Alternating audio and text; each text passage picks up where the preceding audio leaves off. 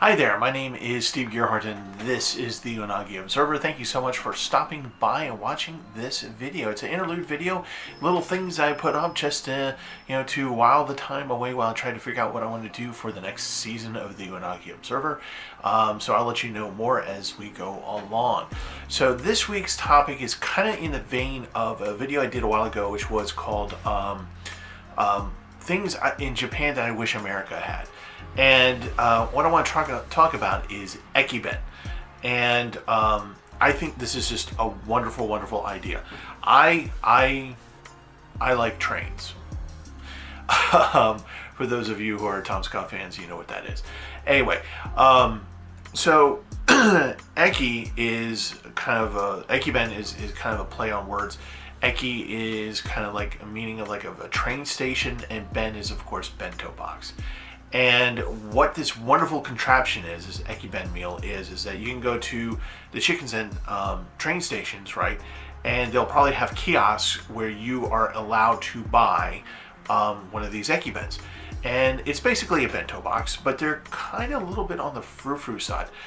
They can cost as little as $5 American, 600 yen, up to about 1,200 yen, which is about, I think, $13 US at the current exchange rate. It could change from moment to moment, but anyway, you get the idea of what the cost is.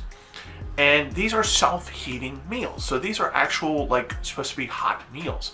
And the other cool part about these Ekibens is that the idea behind them is to give you the local flavor. So if you're visiting, if you're taking the Shinkansen and you're visiting, like, say, Tokyo or Kyoto, right?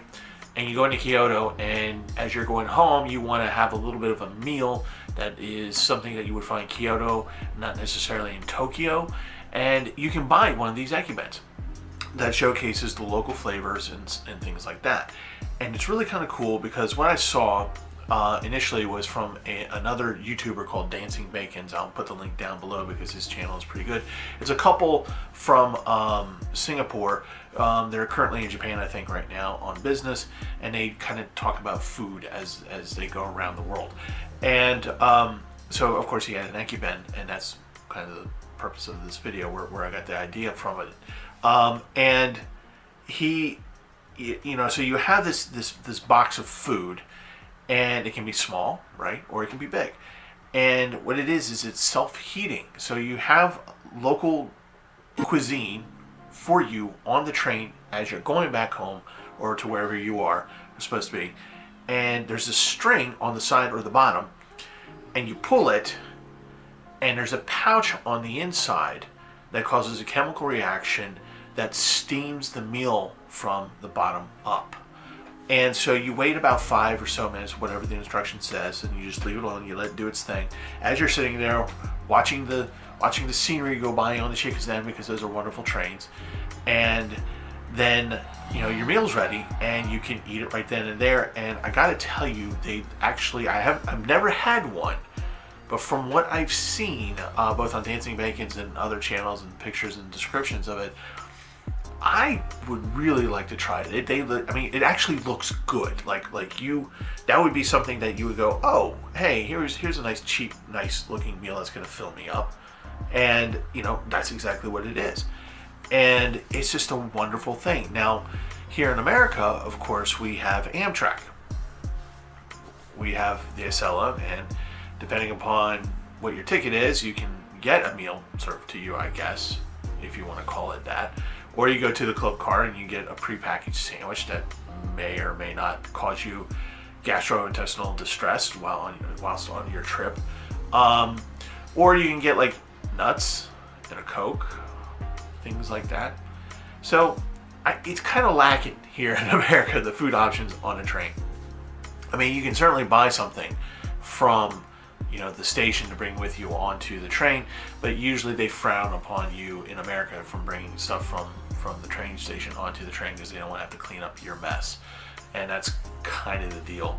So that's really unfortunate. And that's something that I wish that we Americans had on our trains, where for like a long distance trip, if you're taking more than an hour or so, to be able to have that kind of a meal, an Ekiben, an American Ekiben.